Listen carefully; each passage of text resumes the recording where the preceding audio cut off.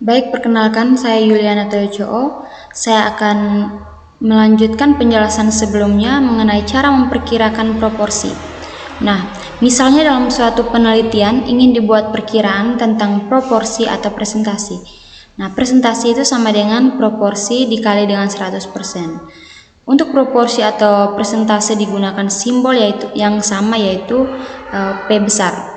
Mungkin dalam penelitian tersebut kita ingin mengetahui proporsi proyek yang belum selesai pada waktunya, lalu manajer perusahaan yang lulus perguruan tinggi swasta, kepala rumah tangga yang mungkin masih buta huruf, karyawan perusahaan swasta yang belum mengikuti P4, lalu murid SD yang pernah menderita sakit gigi, ataupun mahasiswa PTS yang putus kuliah dan juga dan lain sebagainya. Nah, misalkan A ini banyaknya elemen dalam kelompok 1 yang mempunyai karakteristik tertentu. Nah, lalu kalau ada N kelompok, maka P perkiraan itu adalah sebagai berikut. P topi sama dengan sigma dari I sama dengan 1 sampai N dikali dengan AI dibagi dengan sigma dari I sama dengan 1 sampai N dikali dengan MI. Nah, MI ini banyaknya elemen dalam kelompok I, lalu I itu berjalan dari 1 sampai N. Nah, kita perhatikan bahwa P ini mempunyai rumus yang bentuknya sama seperti X bar, akan tetapi XI ini kita ganti dengan AI. Lalu perkiraan varian P juga sama dengan X bar. Nah, berikutnya SP kuadrat itu sama dengan N besar dikurang dengan N kecil dibagi dengan N kali N besar M bar kuadrat dikali dengan sigma dari AI kurang P topi MI kuadrat dibagi dengan N kurang 1. Nah, kesalahan sampling ini sama dengan B sama dengan KS. Nah, untuk B ini rumusnya sama dengan 2 dikali SP topi. Nah, sama dengan 2, di mana SP topi ini rumusnya akar dari N kurang N kecil dibagi dengan N kali N besar kali M bar kuadrat dikali dengan sigma dari AI kurang P topi MI kuadrat dibagi dengan N kurang 1.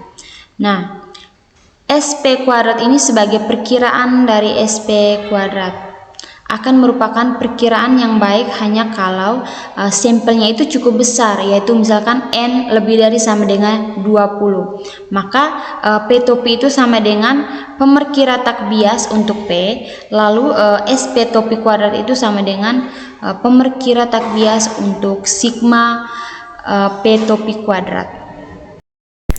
Baik, dari data yang sudah ada, terdapat contoh soal yaitu misalnya selain ditanya tentang penghasilannya, kemudian ditanya juga sarjana atau bukan. Maka AI sama dengan banyaknya sarjana dalam kelompok I. Berdasarkan data berikut, buatlah perkiraan interval proporsi remaja yang sarjana dengan tingkat keyakinan sebesar 95%. Berikutnya adalah penyelesaian, yaitu kita dapat gunakan rumus PH sama dengan sigma AI per sigma MI. Kita substitusikan nilainya, kemudian kita dapatkan diperoleh 0,477. Kemudian kita substitusikan lagi dengan menggunakan rumus sigma AI kurang PH MI dikuadratkan sama dengan sigma AI kurang 2 PH sigma AI MI ditambah dengan PH kuadrat sigma MI, di mana kita substitusikan nilai AI, PH dan MI yang sudah dikuadratkan sehingga menghasilkan dan diperoleh nilai 12,729, di mana sigma K kuadrat diganti dengan varians K kuadrat, sehingga dari rumus varians yang sudah ada kita dapat mengetahui jumlah sigma MI dan sigma AI. Sigma MI sama dengan 151 dan sigma AI sama dengan 72, sehingga total nilai akhirnya yaitu 511. Baik, kita akan masuk dalam contoh soal, yaitu misalnya pada data contoh 6.9 merupakan sampel sementara dan kita ingin menentukan berapa besarnya sampel agar dapat dibuat perkiraan presentasi remaja yang sarjana dengan kesalahan sampling sebesar 0,04. Perhatikan di dalam pemecahan persoalan, kesalahan sampling harus dinyatakan dalam proporsi. Juga dalam proses perhitungan atau pengolahan data supaya dipergunakan proporsi bukan presentasi. Penyelesaiannya adalah simpangan baku K sama dengan 1/N kurang 1 sigma dikali AI kurang P bar dikali MI dikuadratkan dan sama dengan 12,729/24 sama dengan 0,530 atau penggantinya adalah sigma kuadrat K. Untuk M barnya itu diperkirakan dengan M bar besarnya itu diperkirakan dengan M bar kecil sama dengan 6,04. Nah, selanjutnya D sama dengan B kuadrat M kuadrat per M4 sama dengan 0,04 dikuadratkan dikali 6,04 per M4. Nah, untuk N sama dengan N besar sigma kuadrat K per ND ditambah sigma kuadrat K sama dengan 415 dikali 0,530 per 415 dikali 0,02416 dikali 0,530 sama dengan 33,40 dibulatkan ke atas menjadi 34. Nah, jadi untuk membuat perkiraan proporsi atau presentasi remaja yang sarjana dengan kesalahan sampling sebesar 0,04 dan tingkat kepercayaannya adalah 95%, maka harus diteliti sebanyak 34 kelompok sebagai sampel acak. Nah, untuk M barnya itu M besar bar diperkirakan dengan M kecil bar. Nah, M kecil bar sama dengan 1 per sigma dikali MI sama dengan sigma 151 per 25 sama dengan 6,04. Untuk simpangan baku P kuadrat sama dengan N besar dikurang N per N kecil dikali N besar M bar kuadrat dikali sigma AI dikurang P bar dikali MI per N kurang 1 dikuadratkan sama dengan 415 kurang 25 dikali 12,729 per 25 kali 415 kali 6104 dikuadratkan dan dikali dengan 24. Hasilnya sama dengan 0,00055. Untuk nilai batas bawahnya adalah P bar sama dengan 2 simpangan baku P bar sama dengan 0,477 kurang 2.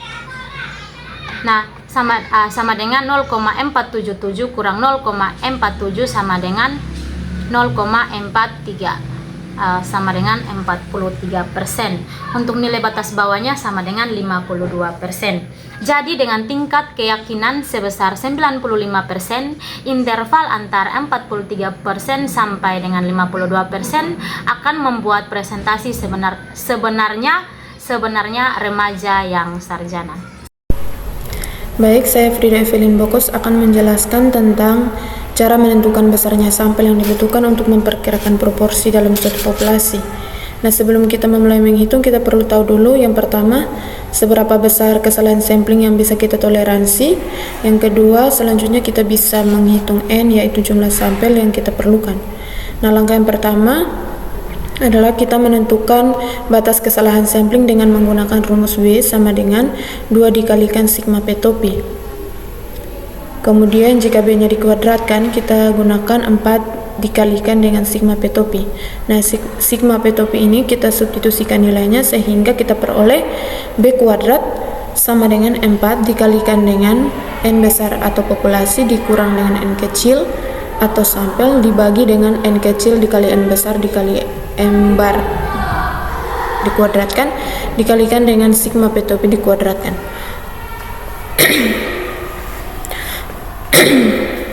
Selanjutnya, kita mencari nilai D dengan menggunakan rumus B kuadrat dikalikan dengan M bar dikuadratkan per dengan 4. Kemudian selanjutnya kita mencari rumus untuk mencari nilai sampelnya dengan menggunakan rumus N sama dengan